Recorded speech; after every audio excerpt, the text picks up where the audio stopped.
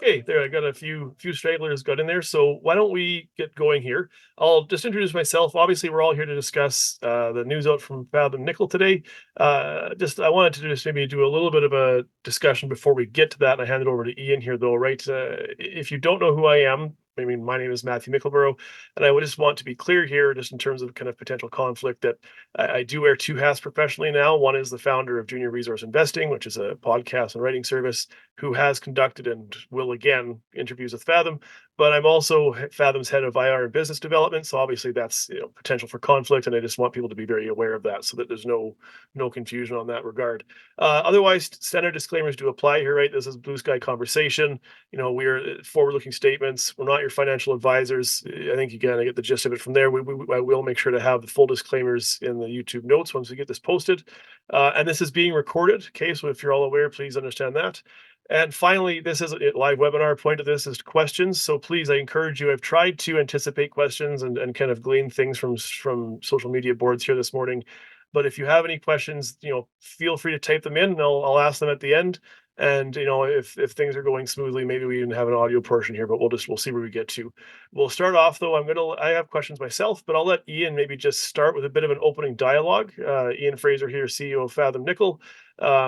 Ian, why don't you? I mean, obviously, for me, this is kind of I phrased it on social media, kind of, it's pick your favorite intercept, kind of that kind of game here with this news release, right? Where the title of this one being Fathom continues to intersect high grade mineralization and expand the historic Gochager Lake deposit in all directions. And it really is true that all directions thing is very accurate. I mean, I think my favorite, and we were talking about this, Ian, that my favorite of pick your favorite is probably the 48.54 meters of 0.82% nickel equivalent. That's a bit of a dandy if you ask me. But really, it seems like this project is more so just kind of mineralization everywhere. And before going too far and stepping on Ian's toes too much more, Ian, why don't you just, in terms of opening dialogue, do you just want to kind of recap this news release for us, just to kind of get the conversation going? Great. Well, yeah, thank you, Matthew, and thank you very much for setting this up and making this opportunity to broadcast to followers and shareholders. This is all very, very good.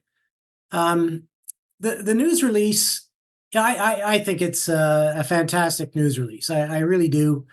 Just very, very proud of the work that we've done. It's been a very methodical approach. We started in a known deposit, but I think a misunderstood deposit.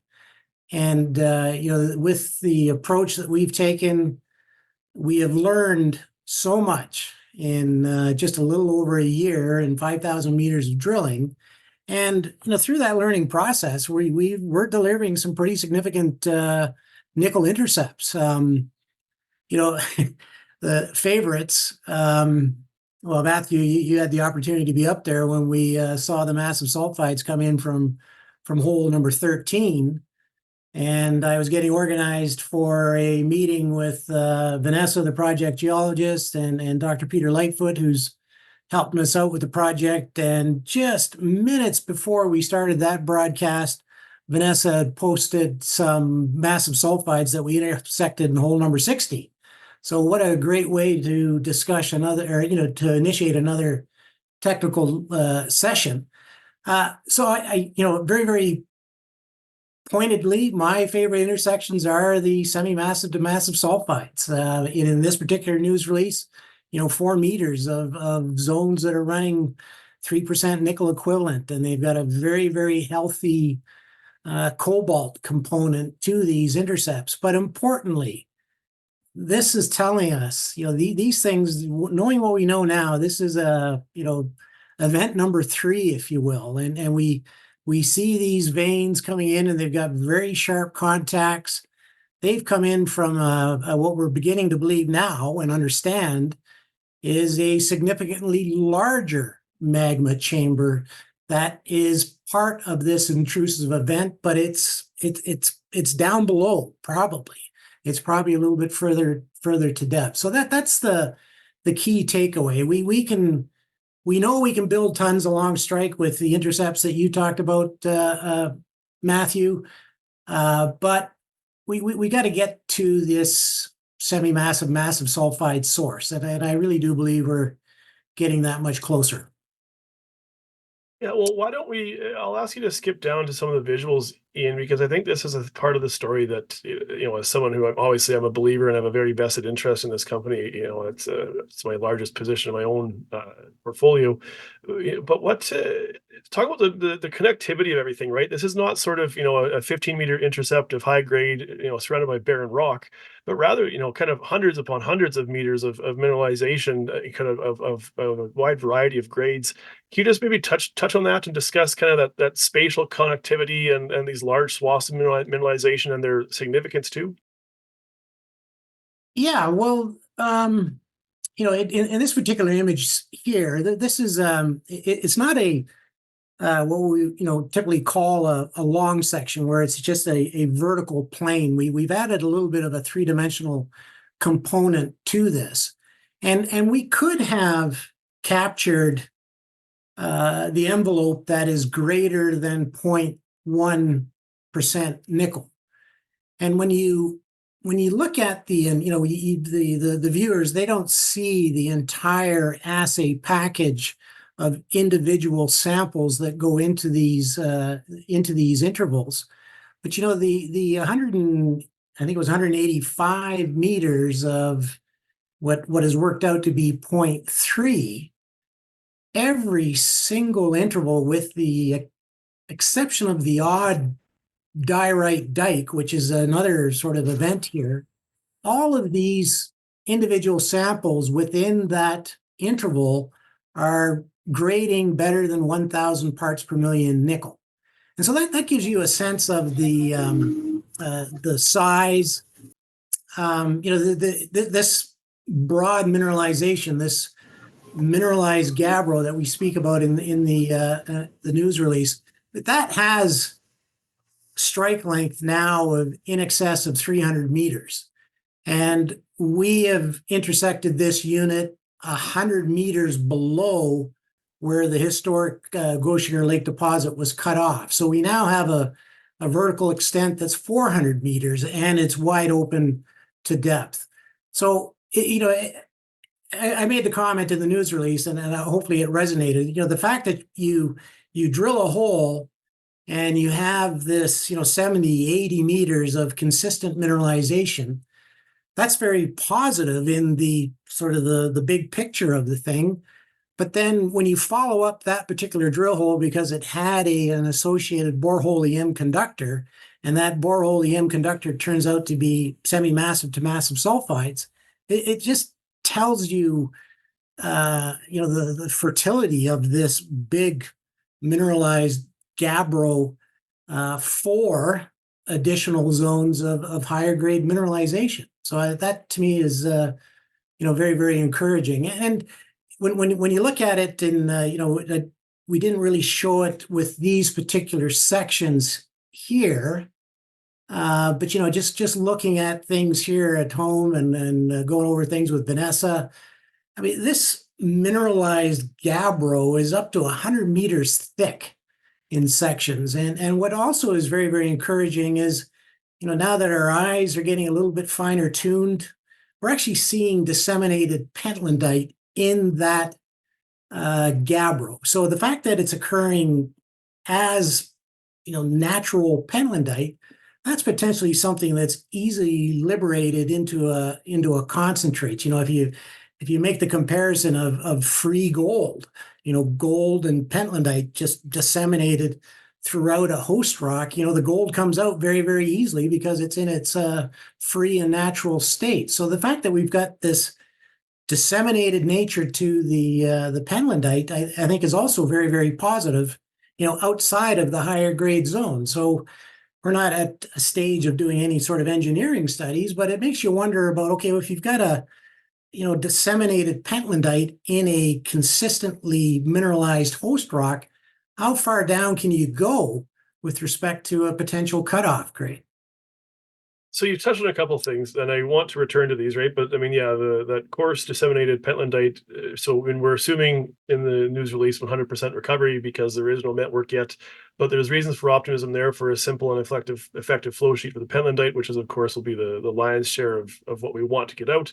But you also mentioned, and borehole EM is such a huge part of this story, right? Of course, anybody who has been following knows that, right? And your utilization of it has really worked to revive a historical resource that was thought to be pretty low grade ho hum. And so you've demonstrated clearly time and again now at this point that borehole EM provides very high confidence targets. Can you maybe just, I mean, you see that you have the image there, you've kind of guessed where I was going with this, but maybe based on existing borehole EM, how many more targets are there, in a close vicinity to what we've already seen, or you've already drilled, pardon me. Well, let me start with hole number 14. So that's in the sort of the middle left of the image that's up on the screen. That is our most westerly drill hole to date. It was 90 meters, almost 100 meters further to the west of holes 12, 13, and 15 that were all drilled from the same platform. And this is a perfect example of what I was talking about earlier. Is so we got into the mineralized gabbro. And in the table in the news release, you can see that it's very Gochager like mineralization. There's a good thickness. It's well, without scrolling down, we're north of 0.25. Let's just say that. So it is the mineralized gabbro. But then when we put the probe down, we've got some very, very significant off-hole anomalies. In fact, there's two. And as we get a little bit smarter here, Matthew, the one thing we're starting to recognize, and the second of the borehole EM zones of conductivity is corresponding with the outside contact, the downhole contact of the gabbro, because we now know that the gabbro is hosted in a norite, and then this and so the norite package is quite significant as well. So if we're getting a buildup of conductivity along the downhole contact of the gabbro, this is suggesting that we're possibly getting a little bit of contact controlled semi-massive to massive sulfide. So when this very hot, very sulfur, very nickel rich third pulse, it's looking for a place to concentrate. And if we actually have some embayments along this downhole contact of the gabbro, well, then that gives us a pretty healthy exploration target going forward. So perhaps when we follow up on hole number 14 and we test that bottom zone of conductivity near to where we've come out of the mineralized gabbro and into yet another unit, I anticipate we will get into more semi-massive to massive sulfides. So maybe let's talk about that. There's a couple of questions that I'll skip for now and circle back to. But I mean, I think a big part of this too is that that there's lots of this strong, moderate mineralization, pockets of higher grade, but maybe in the same analogy or the same sense that the search for Mother Rottenstone, Mother Gochager, so to speak, right? I mean, are there plans for exploring deeper, or how are you going to, what's our approach, or what's the approach there in terms of starting to maybe probe this potential ore body, probe this mineralization deeper? Well, you set me up really well there, Matthew, because having talked about hole number 14, I wanted to make sure that we talked about holes number 9 and 12. Just a little brief history. So when we drilled our very first hole in February of 2023, we put the Borehole EM tool down a hole that I was involved in 2018, that being hole number 2, 18002. And the Borehole EM said, there's something very conductive off hole left and slightly below the trace of the drill hole 18002, which turned out to be not a very impressive drill hole. And so we followed up on that zone of off-hole conductivity detected in 18002 with our drill hole that we drilled in September last year, hole number 23009. And at a depth of 304 meters, I think it was, we got into 80 meters of mineralization better than 0.3, but we intersected zones of semi-massive to massive sulfide, and hence the borehole EM conductivity was explained. That hole, when we probed hole number 9, it was saying, well, this conductivity is strong still, and perhaps even stronger. In looking at it in this view, it would be off hole left. So we came in here in March and April, and we drilled hole number 12, and boom, down there at 419 meters, I believe it was, semi-massive to massive sulfides. And then we came up and drilled hole number 13. The results, there's another sort of almost 4 meters of better than 2% nickel. And all of these holes that we have now probed are saying it's still very, very conductive down there. And, so we've got essentially 40 meters of strike down here at holes number 9 and hole number 12, where we have semi-massive to massive sulfides that are running up. When you include hole number 13, we're getting 2 to 3% nickel at depth in this particular area. And the borehole EM is telling us there's more down there because it's still so very, very conductive. So this is telling us we're going to be drilling more to depth, absolutely. Because maybe this is one route of this magma chamber that we're seeking that has all the massive sulfides in it. And as we go further along strike, I'm sure we're going to find other areas of buildup of semi-massive sulfides, and there too could lead us into another feeder, lead a tail into this feeder that we're seeking at depth. Well, then what are do you have, this is kind of a half step away question, right? Obviously there's an upcoming drill campaign. That's the whole point of these things. But what are the next targets, right? You kind of said that we will be chasing deeper. But can you just maybe point out some targets will be kind of tagged with a drill in the upcoming campaign whenever that kicks off? Well, I would, certainly we need to come underneath hole number 16. That was just an absolutely fantastic drill hole. And it's wide open to depth. And that is not as deep as the mineralization that I was just mentioning down there with holes 9, 12, and 13. So undercutting hole number 16 is something that we would do immediately. Following up on the conductivity in around hole 14 needs to be done. So these are, 3 things that I would want to do. If I had 3 drill holes, I would undercut hole number 16. I would determine what the conductivity is associated with hole number 14, and I would put another hole down in the areas of hole 12 and 13, a little bit further along strike. So maybe this question here from the audience will fit in. It makes sense here. From DB, just what borehole EM contractor or tool are you using? Can you just provide a little bit of additional information there?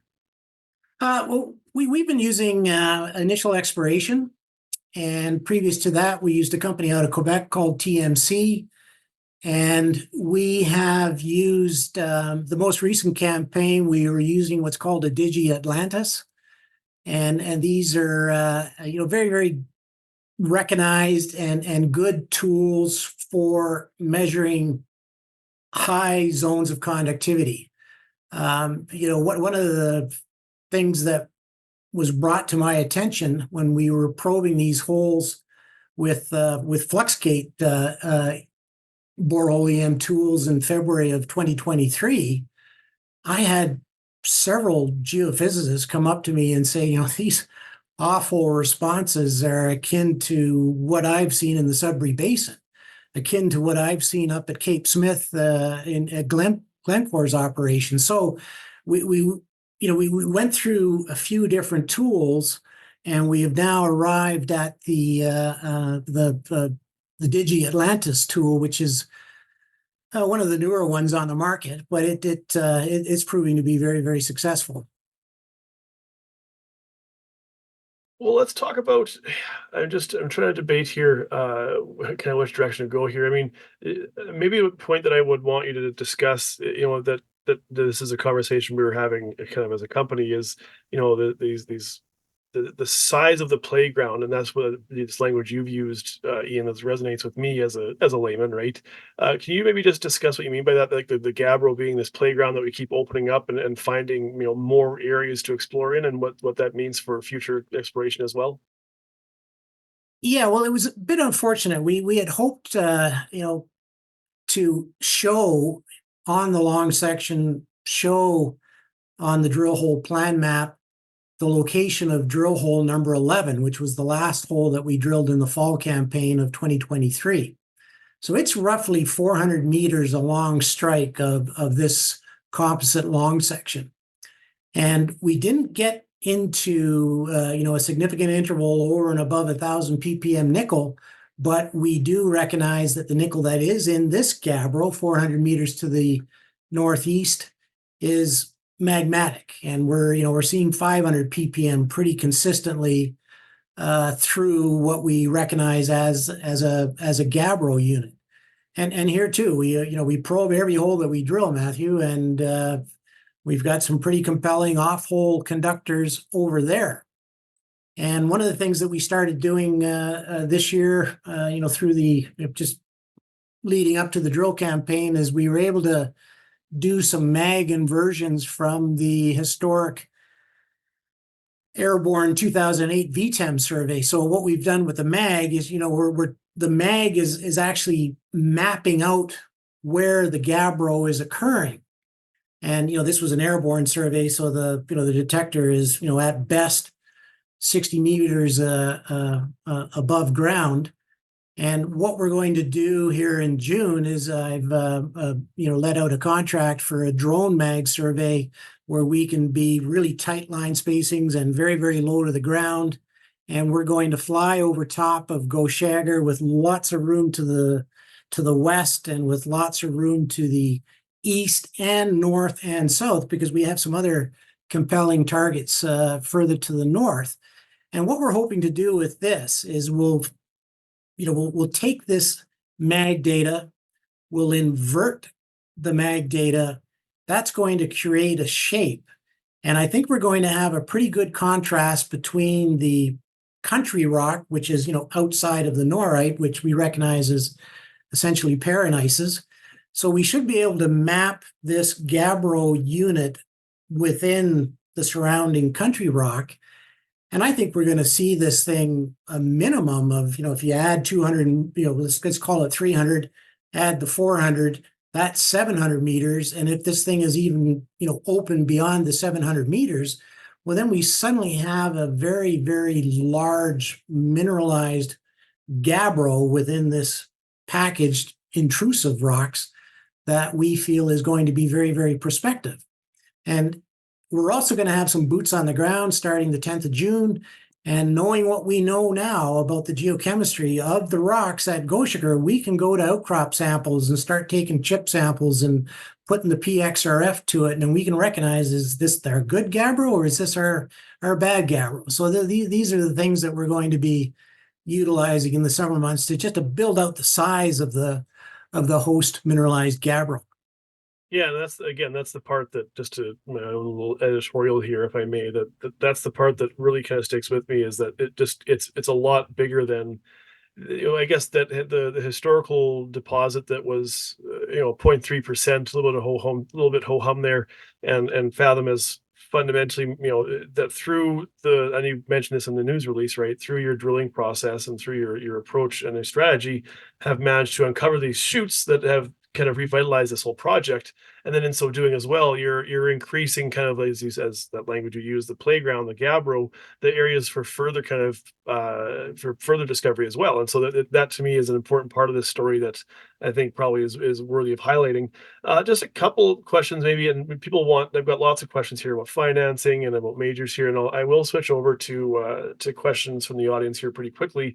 But maybe one that we can talk about before we get to financing is, discussions with majors, I guess, fundamentally, right? I mean, can you maybe just, again, anything material, obviously can't and won't be said here in a public forum, but I mean, is there anything you can say to people in the audience curious about just the interest by majors, how advanced or ongoing are they? Is there anything in that regard that you can maybe express a bit? That's a really good question, and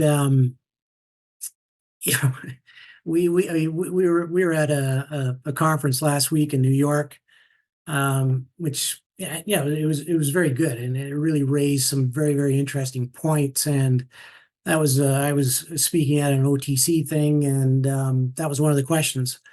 Um, and the answer is yes. A year ago, and even since becoming public, we were in discussions, and we had some CAs signed with majors that were taking a look at the Albert Lake project. And then through 2023, with some of this early success, that 58 meters and 1.5% nickel gets the attention of a lot of folk. And we had some discussions, and some CAs were signed. And then nickel kind of went quiet. But it's very the last 6 months, we were we had a core display in Vancouver. We had people coming up to us, and were approaching us about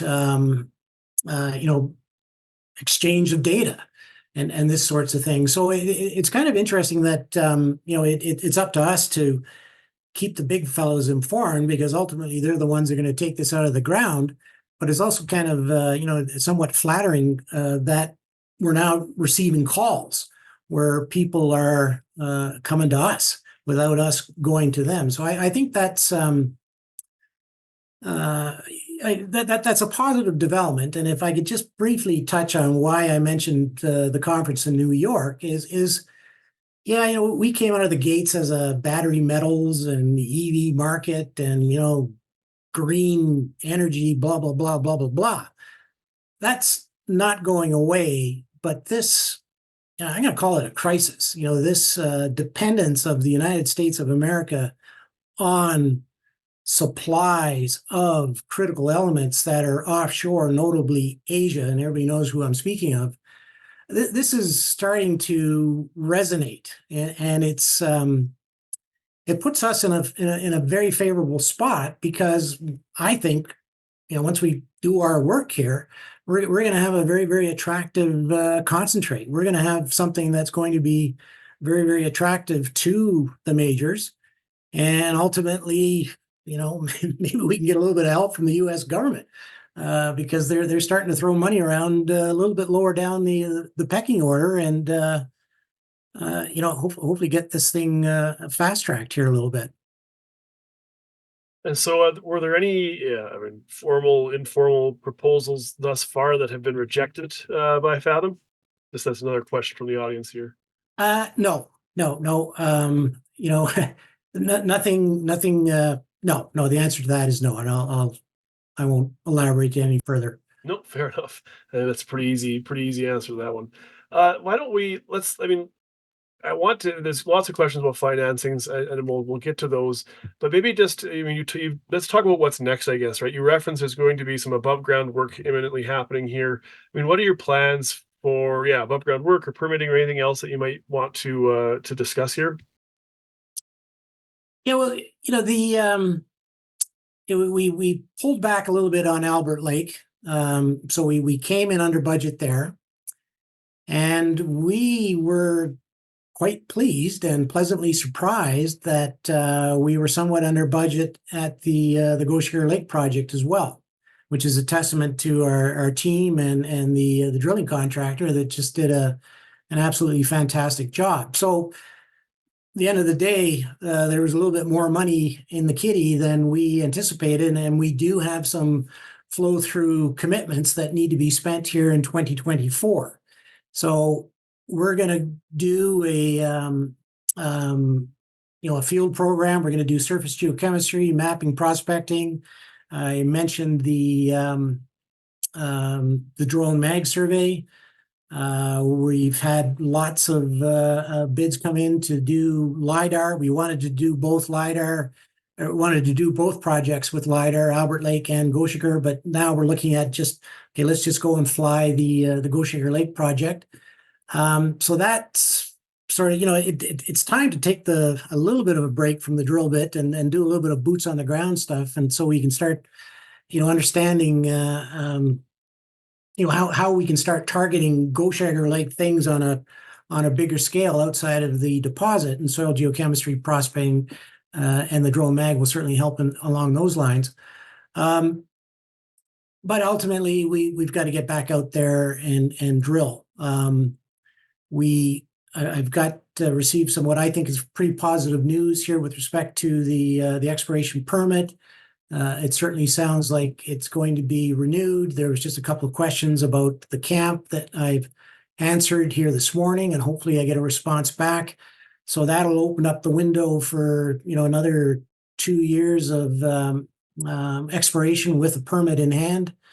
Putting in a camp, that's going to cost money, and we, I'm going to say, the funds that have been left over from the winter program, I don't think we want to allocate those funds to necessarily building the camp. So there will be another round of financing here at some point, and hopefully at a better share price than where we are at the moment.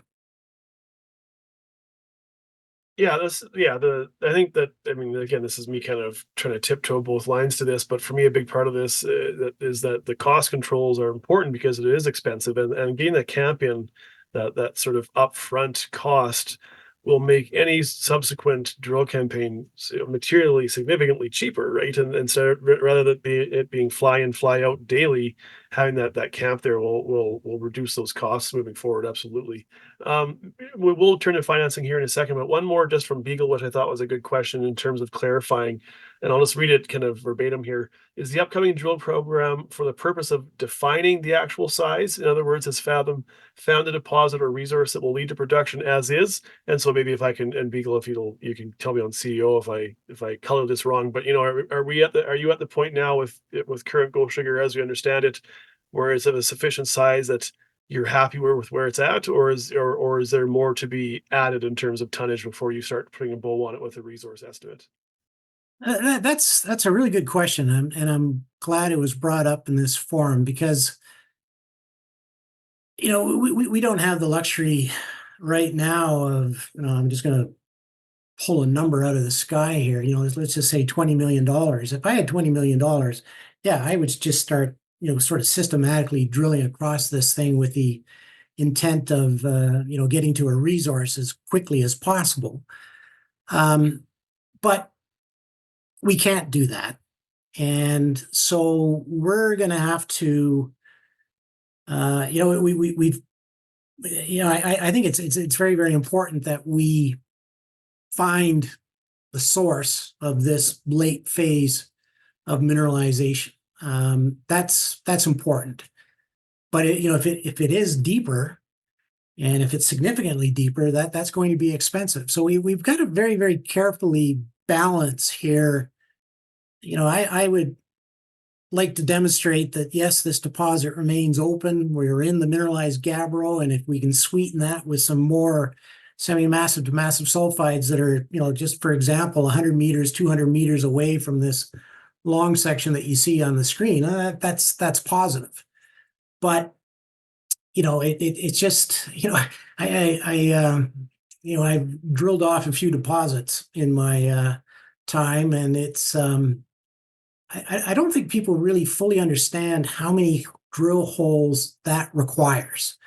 And we're going to stay the farm team here, so I don't see us systematically drilling this thing off at a 43-101 standard, sort of the purpose of putting out this 43-101 compliant resource, because that's going to take an awful lot of capital and time.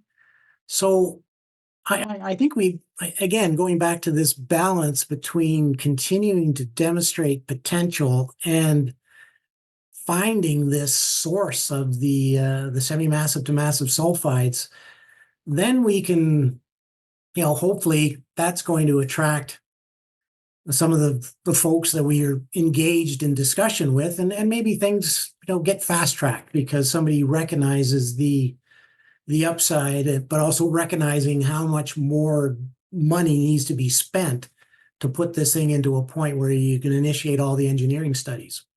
Hopefully I answered that question, and if I haven't, please come at me again so I can perhaps explain the answer a little bit better if that was the correct answer.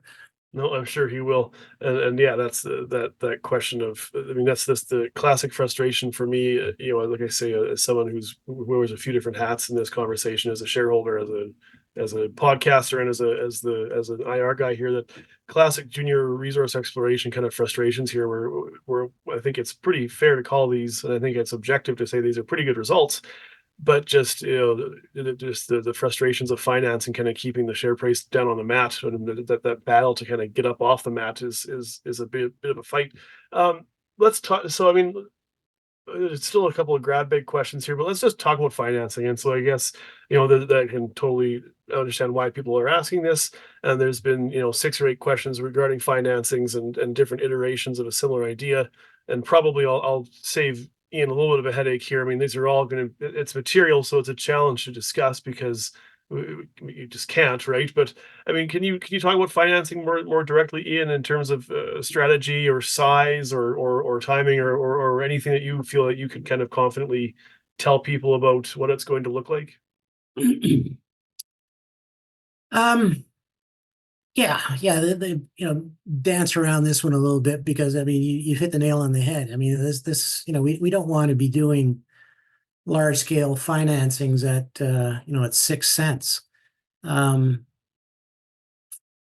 I think something that we're actually quite pleased about and proud, if that's the right word. Even we're constantly being approached by people that want to be part of the next financing, and we're getting new people that want to be part of a financing. So raising money hasn't really been, I hate to say it hasn't been difficult. It's always difficult, but we're fortunate in this tough period of time with respect to junior explorers. We've been able to raise capital, but that at the cost of dilution. So going forward, we're going to have to be careful as to how much we chew off. But if Doug was sitting right beside me here right now, he would say something that you can't stop. We have we've got some momentum. We're doing good things, and we can't put ourselves on the shelf waiting for nickel to be $24,000 a ton. We've got to. It's challenging. It's painful. But we've got to keep the process going, and I like to think, and here too, we've had an awful lot of discussions with the charity flow through funds, and they're come on, let's do it, let's do it. But if we can get ourselves a little further up from where we are, and then we take advantage of a nice sort of delta premium on a flow through, that will take out some of the sting of another round of financing. But I think we just have to be very, very careful about how much we bite off here with the next financing. Yeah, in terms of kind of protecting against outward or unnecessary dilution. And of course, this is where I might feel my IR role kind of slipping into it here a bit. So again, that disclaimer. But I think that there are discussions that we're having about we're on our heels a bit in terms of in terms of financings, right? We've kind of been kept down, people anticipating them for a period of time, and there are conversations that are happening in house about how we can get onto our toes and start maybe having financing from a position of strength rather than rather than perceived desperation or perceived weakness, right? So no, sorry, like I say, I'll don't not to take over the conversation here, but that's just my 2 cents as well. um more questions around financing. I mean, I'm not sure if there's honestly, I apologize, folks, if you really want me to try to ask them, put them in again. But I just think that a lot of the other ones that are more specific to financing just can't really open the hood on that as yet. Maybe a couple of questions though. A question for oversized financing. How's that for pro? But and I'll just read this verbatim again. Is there anything Fathom could do as a company to stop the market makers from manipulating your stock price down, as is the case with many of these Canadian-based companies? Are there things that you've had in mind, Ian, or things that maybe you want to, again, maybe just speaking in generalities, but thoughts about maybe how to combat that sort of manipulation? Yeah, that's yeah, I'm certainly no expert in that area of the capital markets. Um, we do have arrangements with some folks that are supporting the stock. Um, and how you I mean the world has really changed, and this in and out, in and out, in and out is I mean that's I don't know. Is there legislation forthcoming? I know Terry at Power Nickel is pounding the streets pretty hard and bringing this all to people's attention, and kudos to him. Um, you know what we can do is I guess my old fashioned approach, and being a bit of a bush rat myself, is um, science.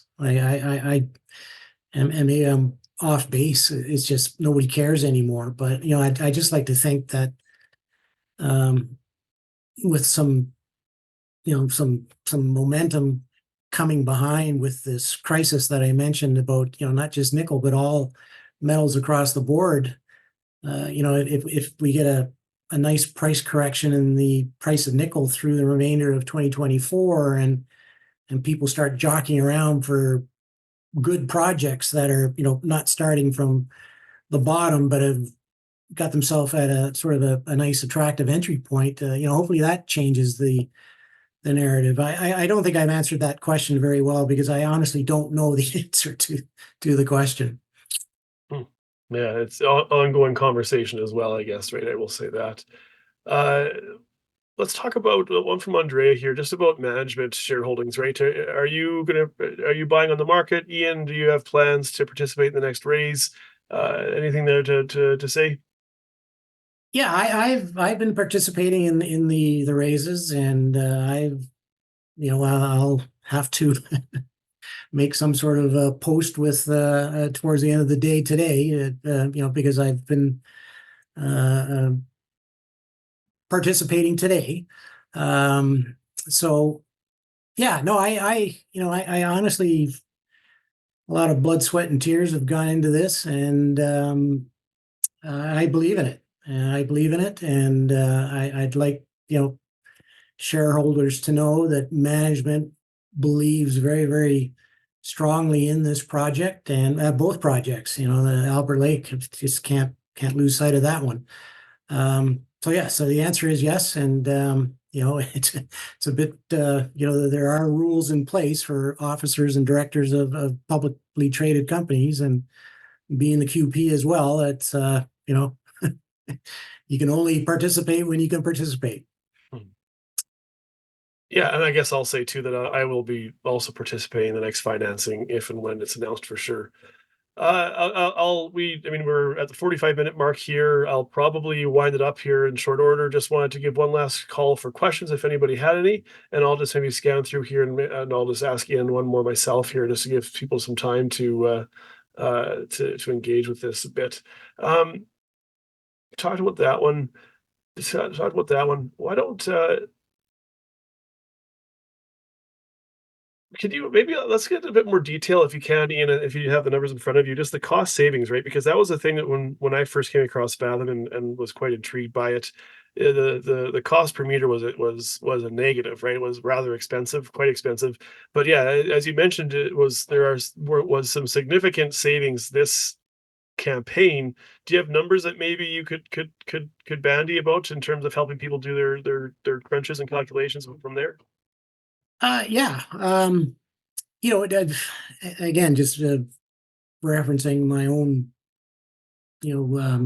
bushrat running projects and creating budgets and this sort of thing.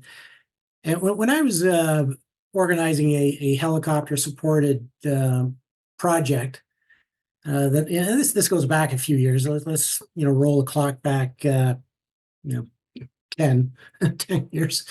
Um, I'd use the figure $400 a meter all in, and I have done some work in places that are far more remote in Canada with helicopters, and that price goes up quite significantly, based on certain geographies. And then when we came out of the gate with the IPO in the spring of 21, we put some money together, and we just very quickly went out to Albert Lake and started drilling. And then when the dust settled and I started to crunch the numbers, it was a little bit, whoa. So we were north of $600 a meter all in.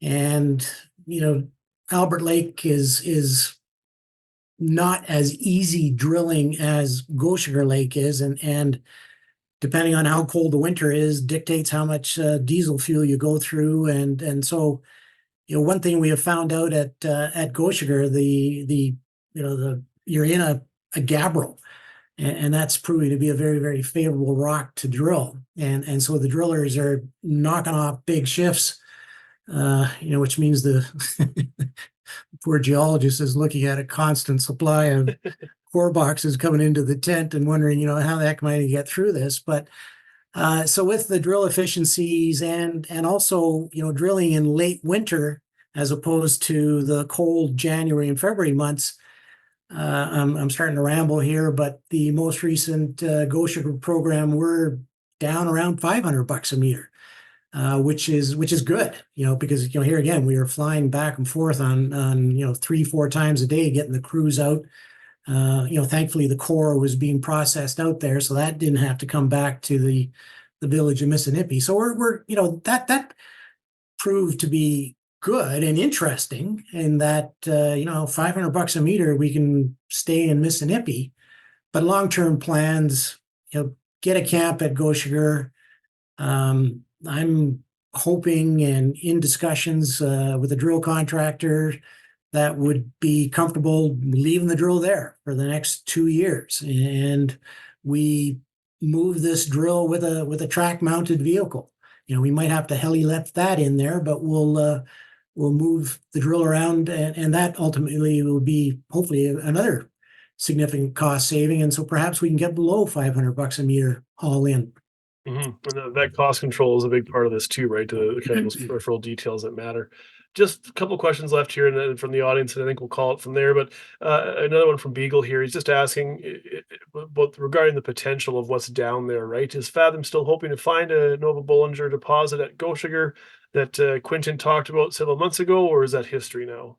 No, no, no, no, no, no, no. In fact, I had a good conversation with Quinton last week, and yeah, he was a good cheerleader there for us after our 58 meters of 1.5% nickel.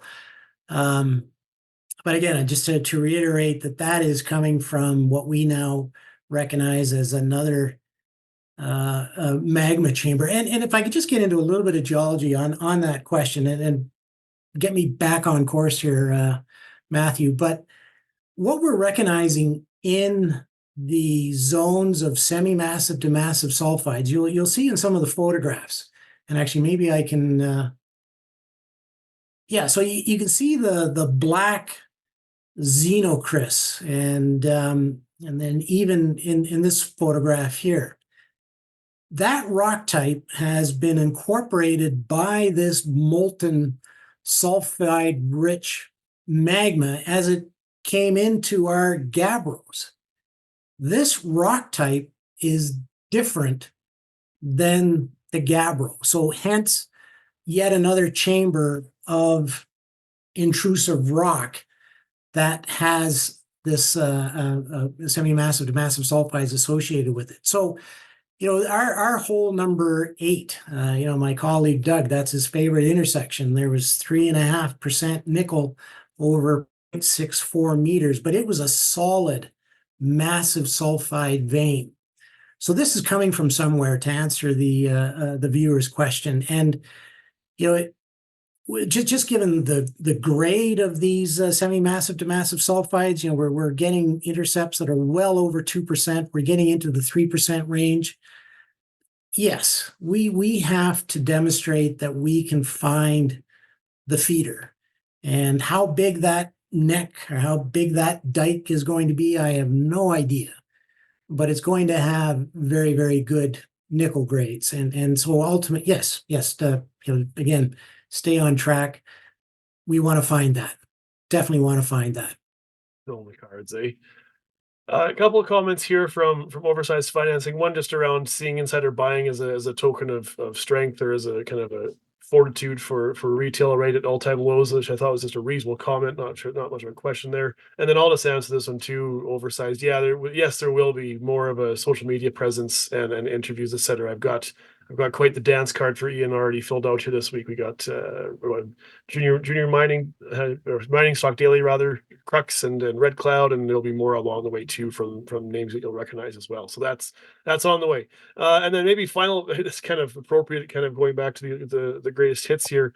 Will's asking, can you just briefly touch in on the importance of nickel tenor again to this story, and what you saw from these drill results that kind of maintained or continued that as a storyline for this project? That's an excellent question. Really, really good question. And what one of the other things, again, I have to give credit to Vanessa and Dr. Peter Lightfoot. We when we analyze for sulfur, we get a lot of assay intervals that have greater than 10% sulfide. So that's what we call an overlimit.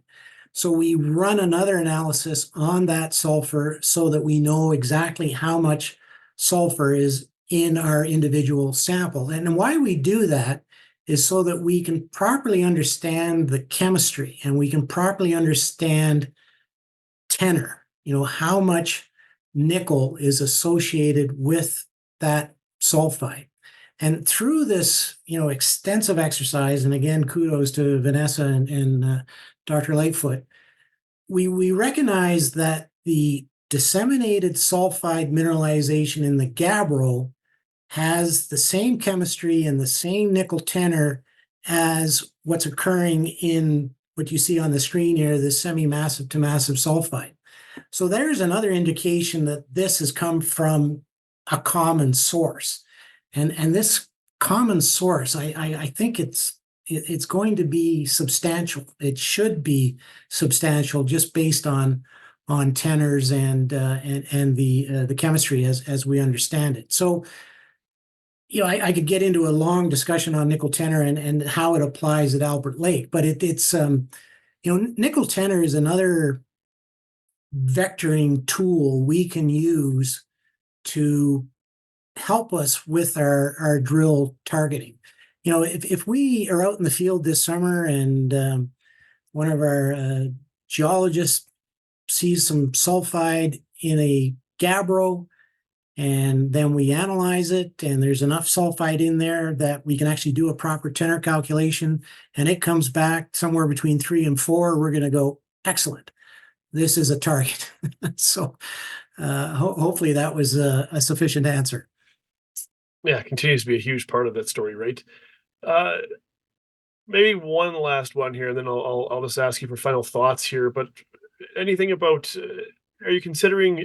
I mean, this is from Andrea again, and we discussed about this previously in terms of of majors and major interest. But just speak philosophically, I guess, about this concept about JVing and when is the right time, and is now a time that you would consider a JV on one of these projects, or do you think that there's too much value left in the ground or not being realized yet to go that route?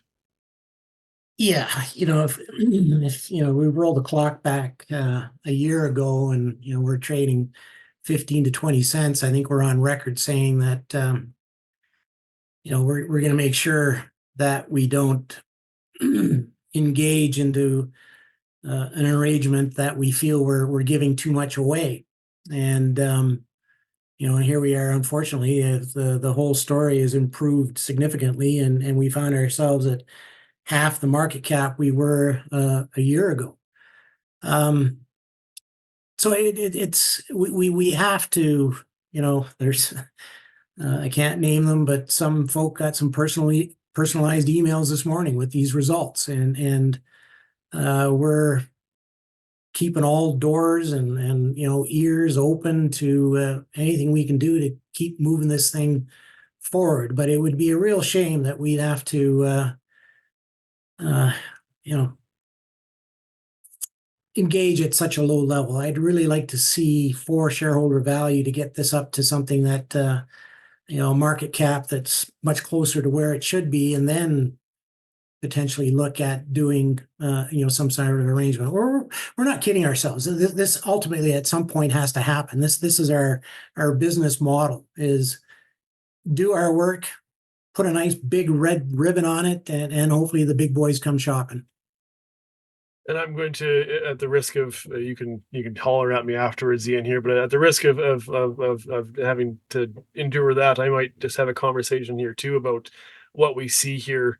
And this is again, flashing red lights about my disclosure and my multiple roles that I'm wearing here right now.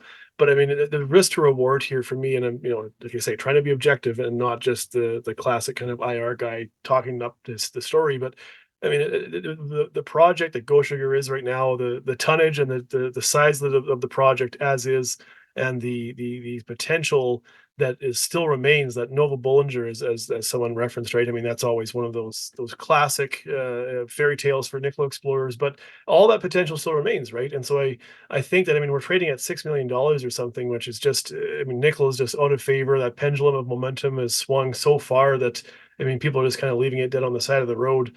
And I just think that, yeah, in terms of that risk reward, which is if you're in the junior sector, that's part of the game, is understanding the risk to reward that you have. That what is that ratio? I think that there are few companies that can match the known potential, the known commodity, known potential, and the price point right now. I mean, we are down in the dumps, and that's an opportunity for people with cash right now, I would say. Otherwise, Ian, like I say, you can holler at me afterwards if I take your spotlight here. But no, I think we'll call it here, Ian, if that's okay with you. Ian, why don't you just, though, last let's end on an hour mark here. Just, if you want, closing remarks. What are people not getting? What do people need to understand? That kind of stuff. What, just closing remarks to you? Yeah, well, I would just like to thank the audience and thank the support. And it's going to sound a little bit cliche-ish, but we're working our butts off here. We're the technical team that we've assembled, top notch. Some very, very good nickel people. And Doug's on the other side of the continent today, and I'm hooking up with him Toronto on Friday. We've got an engagement Saturday, and we're really working hard at this. We're as frustrated, and every time I look at the charts, it just stings because in some respects I just feel it's horribly unfair. But it's all part of the challenge of junior exploration. But a term I heard a lot last week was lifestyle companies, and I can assure all the listeners out there that's not our motive. We're here to find two very, very significant magmatic nickel sulfide deposits here in North America, and we've been talking at length about Gochager Lake, but trust me, Albert Lake is we had one significant intercept there last spring, and that is a very significant intercept. We're getting closer all the time to finding more rottenstone-like mineralization, and we're challenged here based on market cap and share price and everything else. But rest assured, we're going to keep pushing this ball forward here. Well, no, excellent. A couple more questions coming in, but we will I promise I'll get Ian back on. We'll have another one here. We'll have another conversation for the follow-up questions. But no, thank you for your time. We're at the 1 hour mark. Fathom Nickel, FNI.CN. Please, everybody, thank you for your time. And Ian, thank you for your time as well, and for your transparency here. A couple of people comment on that, and always feel that appreciate your honesty when it comes to these conversations. Excellent. Thanks, everybody. Thank you, Matthew. Talk to you soon. Yeah, you betcha. Cheers.